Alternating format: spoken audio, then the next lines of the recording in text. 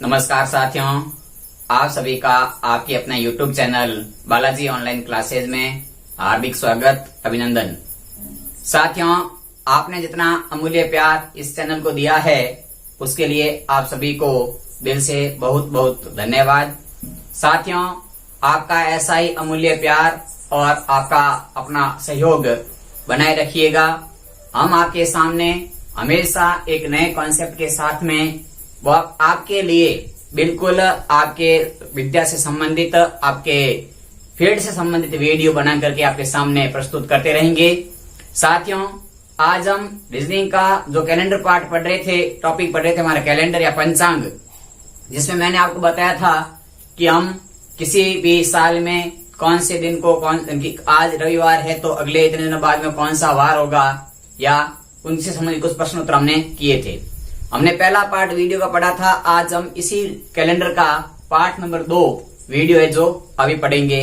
तो साथियों, आप सभी से मैं हाथ जोड़कर एक ही निवेदन करना चाहता हूं कि इस वीडियो को आप शुरू से अंत तक पूरा जरूर देखें, और यदि आप हमारे YouTube चैनल पर पहली बार विजिट कर रहे हैं तो इस चैनल को सब्सक्राइब करना बिल्कुल ही ना भूलें। चैनल को सब्सक्राइब कर दें और साथ ही साथ बेल आइकन को प्रेस कर दें ताकि हमारा आने वाला हर वीडियो आपको तुरंत नोटिफिकेशन मिल सके।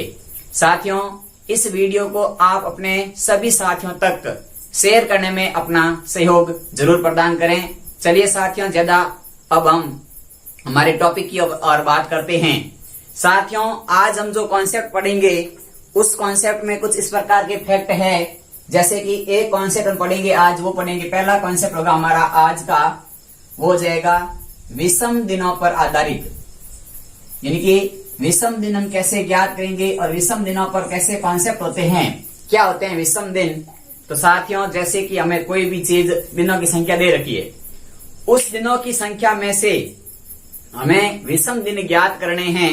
तो विषम दिन ज्ञात करने की साथियों ट्रिक होती है कि नहीं, जो दिन सप्ताह पूरा ना बनाए उसे विषम दिन कहते हैं। जैसे हमारे पास में 365 दिन दे दिए, अब हमें पूछा कि 365 दिन में से विषम दिन कितने हैं। तो साथियों, इसमें आप सप्ताह, यानी कि सामान्य सप्ताह 7 दिन का होता है। यदि अपने प्रश्न में सप्ताह की बात की जाएगी तो सप्ताह 7 दिनों का होगा। तो 365 में 7 का भाग लगेंगे साथियों, तो यहां से हमारा एक विषम दिन आएगा, यानी कि विषम दिन की संख्या आ जाएगी, आएगी 1। साथियों, ये बहुत ही इंपॉर्टेंट फैक्ट है। अब देखो, 365 दिन मैंने पहले वीडियो बता रखे हैं कि 365 दिन वाला वर्ष कौन सा होता है। हमने लीप वर्ष और लीप वर्ष की बात उसमें कर रखी है। तो ये हमारा होता है साधारण वर्ष होता है, अलीप वर्ष होता है। तो आपको सीधा प्रश्न पूछा जा सकता है कि एक साधारण वर्ष में विषम दिनों की संख्या कितनी होती है। तो साथियों, एक साधारण वर्ष में जो विषम दिनों की संख्या होगी वो हो जाएगी 1। इसी प्रकार लीप वर्ष की बात करें तो लीप वर्ष में दिन होते हैं 366 दिन। तो साथियों, इस 366 दिन में यदि विषम दिन ज्ञात करने होंगे तो 366 में जब 7 का भाग लगाएंगे तो हमारे पास में शेष लाएंगे 2। तो यहाँ विषम दिनों की संख्या हो जाएगी, वो हो जाएगी 2 विषम दिन। तो ये आपको 2 कॉन्सेप्ट है, यहाँ से 2 बातें हमें याद रखनी है।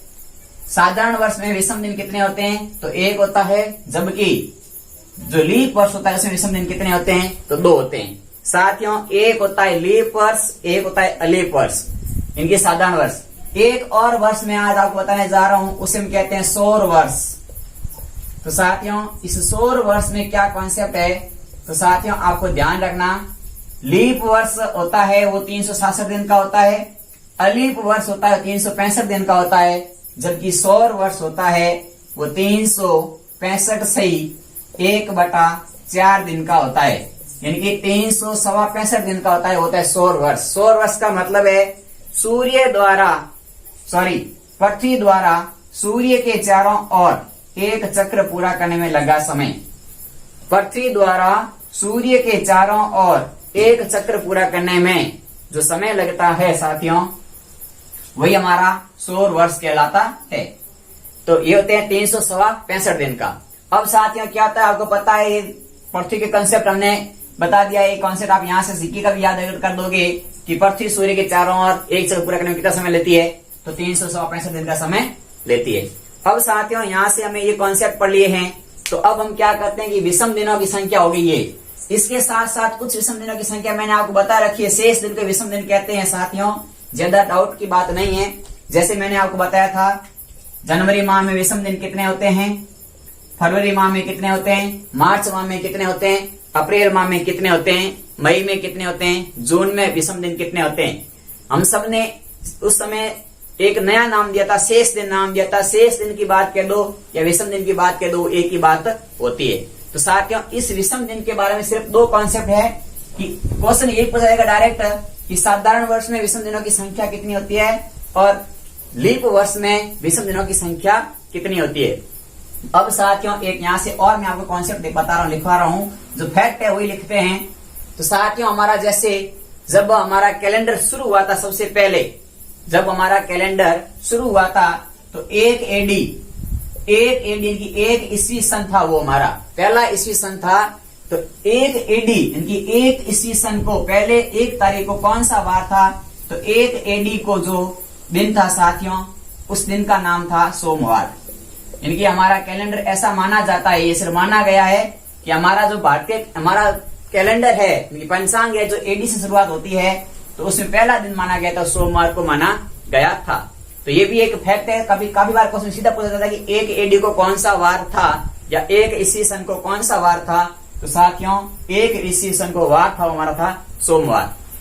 इसी प्रकार साथियों, एक हमें क्वेश्चन पूछा जाता है कि किसी भी सप्ताह का प्रथम दिन कौन सा होता है। किसी भी सप्ताह का प्रथम दिन, तो साथियों यदि आपको किसी भी सप्ताह का प्रथम दिन पूछे, कुछ भी ना लिखा हो, तो आपको प्रथम दिन भी इसी हिसाब से आपको सोमवार ही लिखना है। यानी किसी भी सप्ताह का प्रथम दिन होगा, वो भी आपका कौन सा वार होगा, सोमवार होगा। तो साथियों, ये हमारे यहाँ से 4 क्वेश्चन हमने पढ़े हैं। लीप वर्ष में विषम दिन कितने, अलीप में विषम दिन कितने होते हैं, लीप में विषम दिन कितने होते हैं, एक एडी को कौन सा दिन था, किसी वर्ष सप्ताह का प्रथम दिन कौन सा होता है। लेकिन साथियों, आज हमारा कॉन्सेप्ट है कि 1 जनवरी व 31 दिसंबर का दिन, यानी कि साथियों आज जो हम सीखेंगे, जैसे हमें किसी भी सन की 1 जनवरी का हमें वार बता दिया गया जाता है कि 1 जनवरी को ये वार था, तो उसी साल की 31 दिसंबर को कौन सा वार होगा। तो साथियों, यहाँ पर भी हम 2 बातें पढ़ेंगे, क्योंकि हमारे को पता है कि 1 जनवरी और 31 दिसंबर की बात करेंगे तो हमारे सामने एक तो हमारा आएगा साधारण वर्ष, जिसे हम सिंपल वर्ष कहते हैं। साधारण वर्ष में बात करेंगे, इनकी जो हमारा अलीप वर्ष होता है, एक हम बात करेंगे, वो हमारी बात करेंगे लीप वर्ष की। इनकी लीप वर्ष में इसका क्या कॉन्सेप्ट है। तो साथियों, साधारण वर्ष और लीप वर्ष में क्या कॉन्सेप्ट होते हैं, इनके बारे में हम अध्ययन करते हैं। तो देखो, जब हमारा कोई क्वेश्चन पूछा जाता है जिसमें कह दिया जाता है कि जैसे मान लो 1 जनवरी 2017 को, मैं क्वेश्चन लिख देता हूं यहाँ पे, इसका प्रश्न क्या है लिख देते हैं कि 1 जनवरी 2017 को यदि रविवार था, तो 31 दिसंबर 2017 को वार होगा कौन सा। इनकी ये क्वेश्चन पूछा गया है। यहाँ पर देखो साथियों, जो हमारा 2017 है, साल सेम है, इनकी जो वर्ष पूछा गया वर्ष एक जैसा है। अब 2017 लीप है या साधारण वर्ष, देखो साथियों साधारण वर्ष 2017 में 17 में 4 का भाग पूरा नहीं जाता है। ये साधारण वर्ष की बात हो गई। तो साधारण वर्ष की बात हो गई तो हमें साथियों इसमें कुछ भी नहीं याद रखना है कि साधारण वर्ष के अंदर में सिर्फ और सिर्फ 1 जनवरी 2017 को कह रहा है रविवार है, तो हमारा सीधा सीधा हो जाएगा, जो वार 1 जनवरी को है वही वार 31 दिसंबर को होगा। इनकी 31 दिसंबर को भी रविवार होगा। तो साथियों, इसके लिए क्या कॉन्सेप्ट है वो लिख लेते हैं हम जल्दी से। तो साधारण वर्ष के लिए होता है, कॉन्सेप्ट होता है, जो लिख लीजिए आप, कि जो वार 1 जनवरी को है वही वार 31 दिसंबर को होगा। कब होगा साथियों ये, तो ये होगा हमारा सब साधारण वर्ष की बात होगी तब होगा। इसी प्रकार लीप वर्ष में बात की जाएगी, तो लीप वर्ष की बात करेंगे तो लिखेंगे कि जो वार 1 जनवरी को है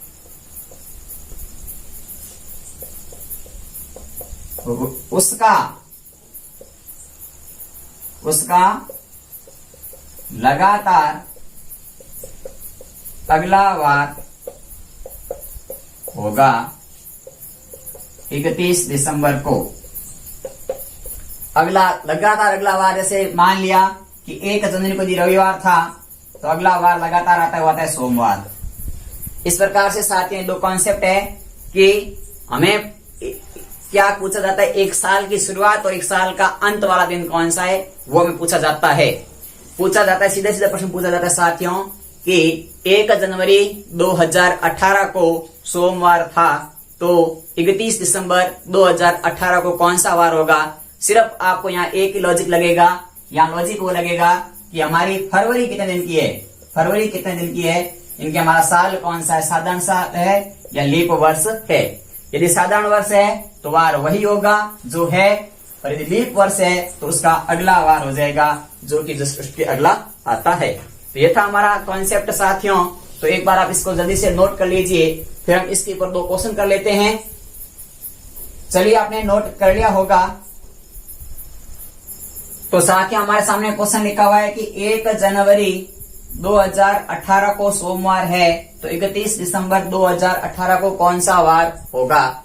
तो यहाँ देखो साथियों 2018 की बात करते हैं तो 18 में 4 का भाग पूरा नहीं जाता है, मतलब ये हमारा हो जाएगा अलीप वर्ष। कैसा वर्ष है, अलीप वर्ष, इनकी साधारण वर्ष है। तो साधारण वर्ष की ट्रिक थी, इनकी कॉन्सेप्ट था कि जो वार 1 जनवरी को होगा वही वार 31 दिसंबर को होगा। तो यहाँ सोमवार है तो इसका आंसर भी सोमवार रहेगा, इनकी वही वार होगा 31 दिसंबर को।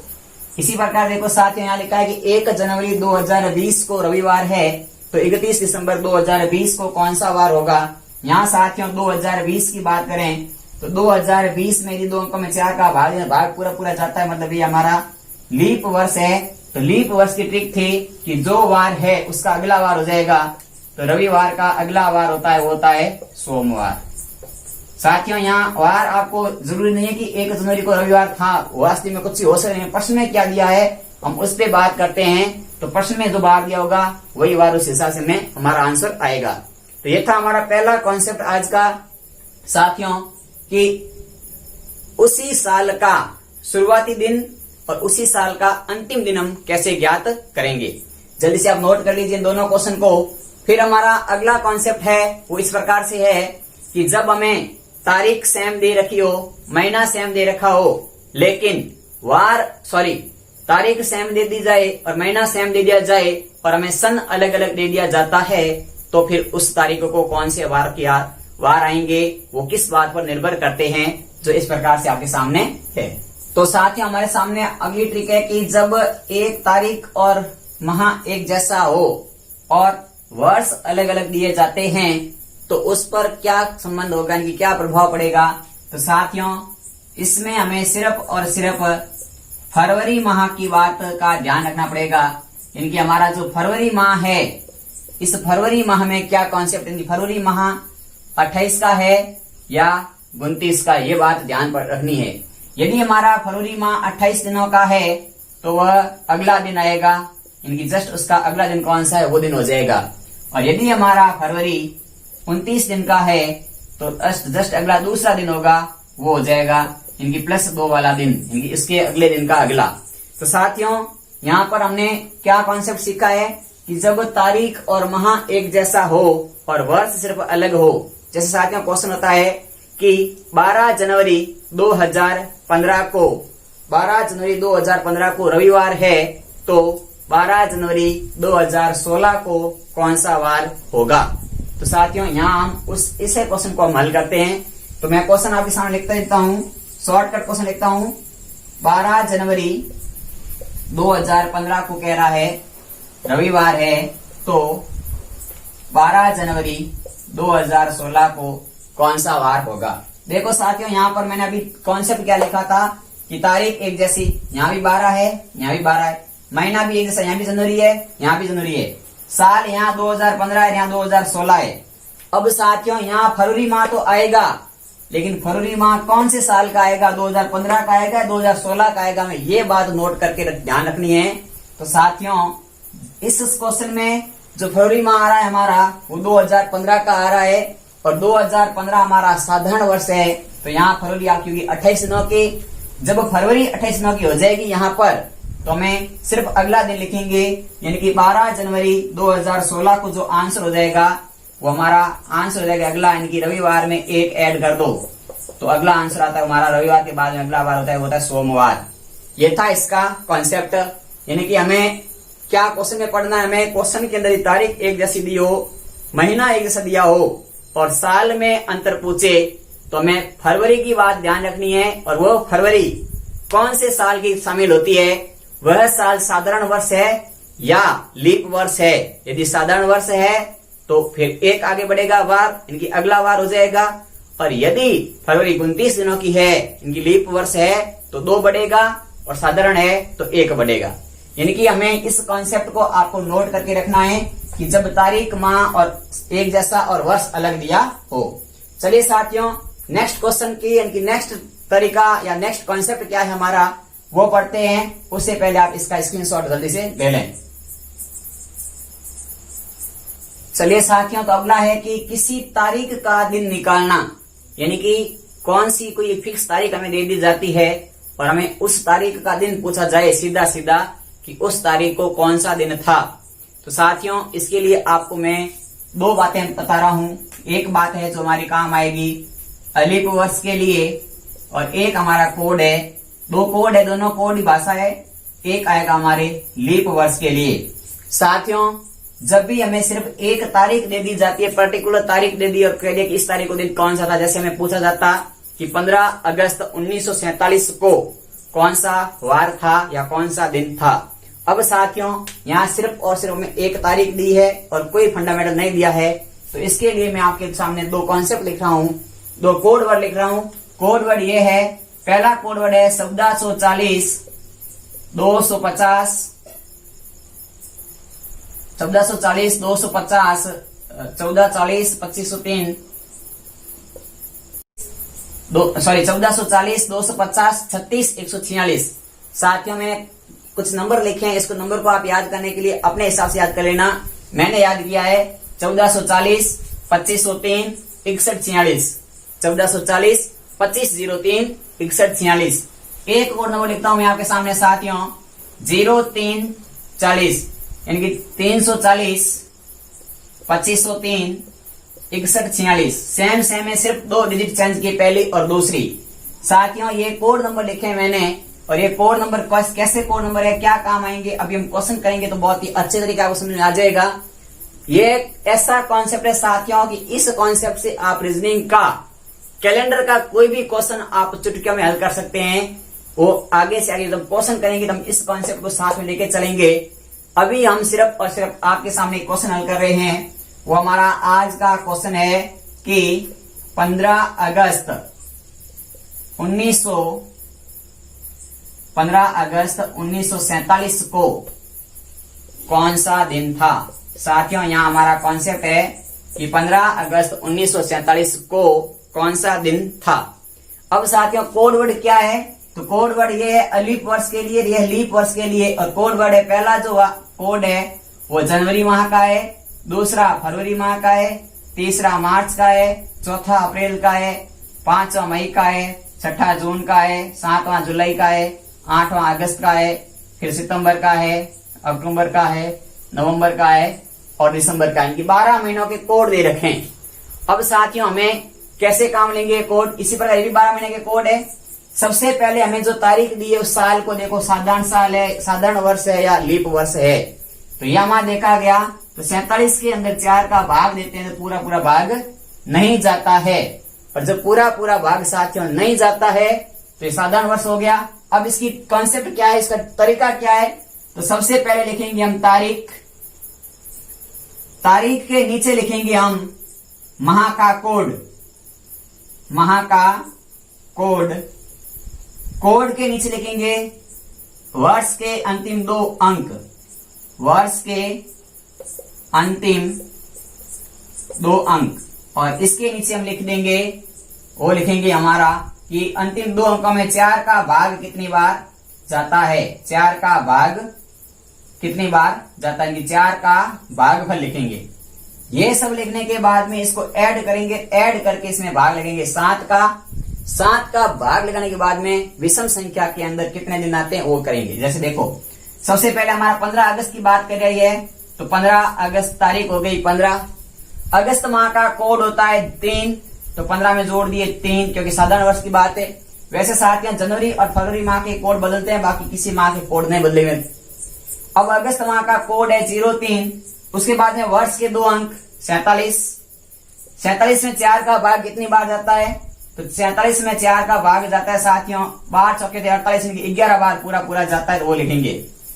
अब देखो इनको जोड़ेंगे तो 5 और 3 8 और 7 15 और 1 16 का 6 हासिल 1 और 1 2 2 और 4 6 6 और 1 7 76 आगे।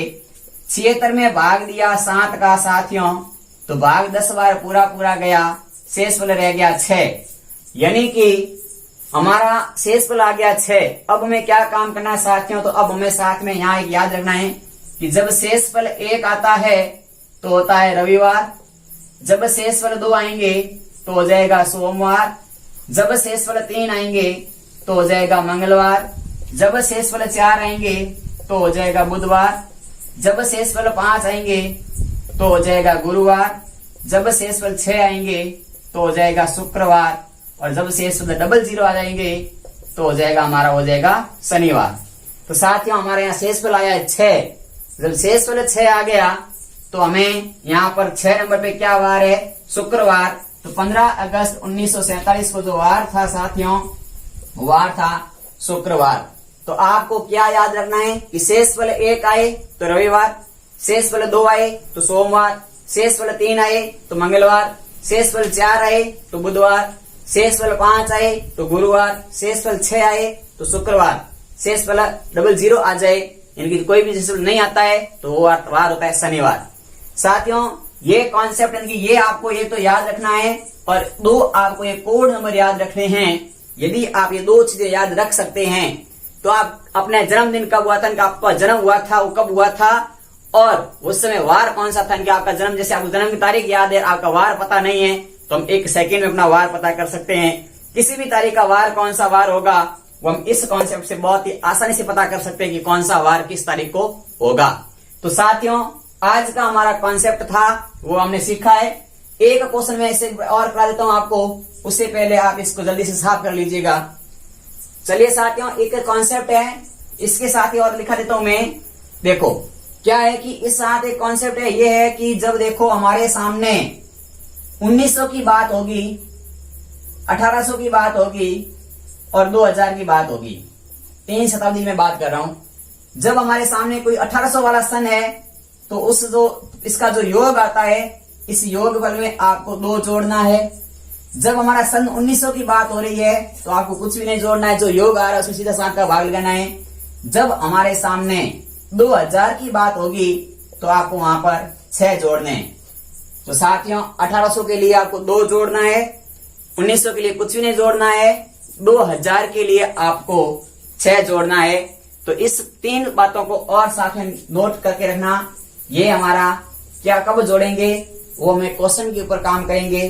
तो इसके आधारित जो प्रश्न उत्तर है वो हमारा आज का कॉन्सेप्ट सीखेंगे। हमने सिर्फ आपको 2 ट्रिक बता दी है, आपने वार बता दिया। तरीका क्या है तो देख लीजिए, आपके सामने लिखा हुआ मैंने समझाया क्वेश्चन।